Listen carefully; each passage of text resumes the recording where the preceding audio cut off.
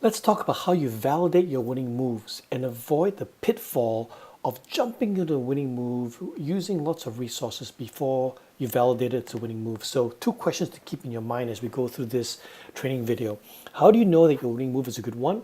And how do you know you're not getting sucked into a losing move? I'm going to show you a couple of things here, how to validate your winning moves. I'm going to show you how to validate your assumptions, how to make decisions with real data, and then collaborate with your team to speed up your decisions.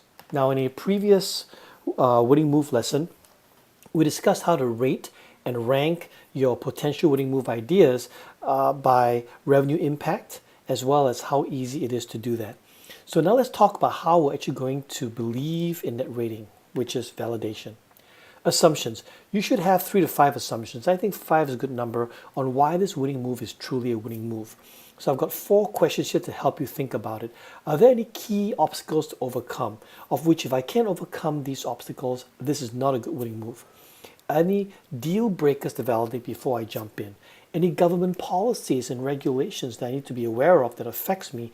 And any trends that I am banking on that I think these trends will really help me? So I'm going to go into rhythm and show you how we do this. It's in the winning move section under assumptions. So let me go pull up rhythm right now. Okay, so in this example, develop 2 new $20,000 services that our clients are asking for, and I've kind of preloaded some questions. Some assumptions and questions here. If I click on that, here's the assumption to discuss and test. 50% of my existing customers are going to buy this. So in other words, I'm assuming, right? I'm making the assumption that more than half, or at least half of our existing customers will buy this. If this assumption is not validated, then it's probably impacts the way I think we're going to get revenue. And so when you want to begin your winning move, you want to document some assumptions and how you're actually going to measure that. We're going to measure that by the percentage of existing customers buying. So then you want to think about your real data. Now that you've put up your assumptions, what is the real data telling you? Real world data telling you? What insight can I glean? And from that, should I or how should I adjust this winning move? So you start testing this and you begin to collect data. So let's say you put in your date and you say, okay, on this date, we checked we've discussed, with 10 customers, and only 2 to 3 seem interested. Oh, that's not very good, right? That's not very good. So insight, it seems harder to sell to existing customers than we thought. Okay, so what does that mean? So that means that we have to work on that. We have to work on that before we jump in and say that that's a good winning move. So let's talk about how we do that. Let's collaborate with your team.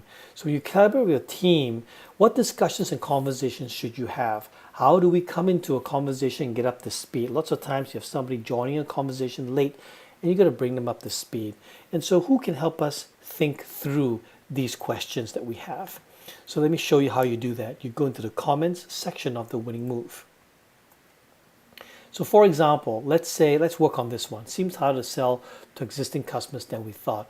So this is Jack CEO. So Jack CEO may log a comment, right? And he may say, how do we find a way to increase interest in existing customers? So far, it's 20 to 30%. Need this to get to 50% at least, right? Something like that. So he begins to put that. Jack begins to put the question up. So for the purpose of this demo, let's say I'm going to open another session, and let's say this is Jeff, his COO. He comes in here. He takes a look that he notices that Jack has put in a comment. He thinks about it. He begins to collaborate, right? So he begins to say, let's bring the PMs together and discuss how to increase this, right? Stuff like that. Or he may have an insight, right? He could have insight that says, maybe we should try selling these services at the beginning or mid-year, something like that, right? Typo here, of course, in my demo. Okay, so now he adds that, and now you can see begins to have a conversation. So these comments are really to help you begin to have conversations that can help you figure stuff out. So Jack CEO comes in and bam, he sees Jeff has commented, and now he can comment as well. He can say, great idea. Let's schedule a think session for next week. Bring John and Joan in on this discussion. Okay. Now, the cool thing is that when he brings John and Joan in on this discussion, they can come here, see this comment thread, and they can see that the conversation has already started. They don't have to be brought up to speed.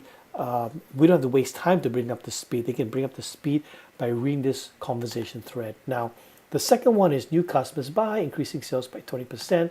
So for example, Jack has started a second thread which says, wow, looks like new customers love this. 8 of 10 seem to want it, right? So it's 80%, not 50%. Okay, I wish all winning moves had something like that. But as you can see now, it is a second conversation thread. So think of using your collaboration threads to help you think through and solve problems together with your team. You can now collaborate across time zones, across office locations. It's great. Okay, so what we did today was to help you increase revenue impact and avoid waste. You want to validate your winning moves. Top 5 assumptions, real data and insights, collaborate. And then you want to ensure your winning moves win because you want to make adjustments based on insights. So what are some adjustments you can make? Based on the data that's coming back, you could choose to change your winning move, or worst case, if you find that your assumptions are all flawed, you might have to sunset that winning move before it becomes a losing move.